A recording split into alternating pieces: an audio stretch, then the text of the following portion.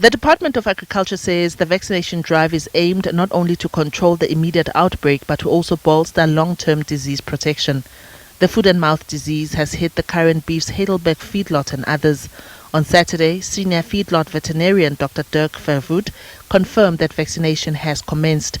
He says phase 1 consists of 30,000 market-ready cattle being vaccinated. It will take us to the end of Monday the 23rd. Day 0, in other words, Tuesday the 24th, 14 days without any new clinical signs in that population will take us to the 8th of July and the first projected slaughter date, Wednesday the 9th of July from this population. We also started vaccinating at our Nigel feedlot facility. We have 14,000 head in the feedlot. We have 2 shoots and that will take us the best part of a week to finish that population. So day 0 projected at this stage, probably around the 29th of June. It is a full profile, not all market ready, so the slaughter from that facility will fit into the schedule that we have at that stage. All is going well, the teams are working, everybody is here, all hands on deck, and we are working as fast and as accurate as possible. Earlier in the week, Minister of Agriculture John Steenhuizen said he will be engaging with the industry to find long-term solutions, demonstrating to the world that the country can be foot and mouth disease-free. In May, prices for beef steak increased by 4.5%, stewing beef was up 2.5%, and beef mince shot up 1.7%. SABC says the disease combined with higher feed prices contributed to the rise in beef inflation.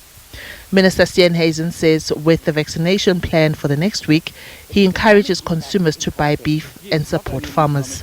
It's also having an impact on consumers, and I'm sure that people have noticed the price of beef has gone up quite substantially, and that's as a result of supply and demand. Obviously, there was an outbreak at one of the bigger feedlots that supplies into the meat industry in South Africa, and that's obviously led to a compromise on the quantity of beef that is available. I think it's very important to re-emphasize that red meat in South Africa is absolutely safe to eat. Foot and mouth disease does not affect humans in any way, shape or form. And if anything, if anyone wants to help support our farmers, going out and buying beef now is going to be very, very important as we start the vaccination process, the quarantining, and then obviously resuming back to full production. Meanwhile, the founder and group managing director of the National Emergent Red Meat Producers Organization, Agri Mahanjana, says the strong biosecurity regulations impact is felt mostly by smallholder farmers in the country. If the government say, no, don't buy any animal which cannot be traced where it comes from, where it has been grazing and so on, it becomes very difficult to smallholder farmers to sell their animals. And if they cannot sell their animals, it means there is no disposable income from them, whereas they do have the animals, whether the animal is affected or not affected. That's one of the biggest problems that is having the farmer itself and the consumers in terms of prices, possible price increase. Mahanjana recommends that a strong partnership be formed between government and the entire agricultural value chain to maintain strict biosecurity measures in terms of movement of animals. He advocates for the speedy control and containment of the infection in the short term. Diabosito, SABC News, Johannesburg.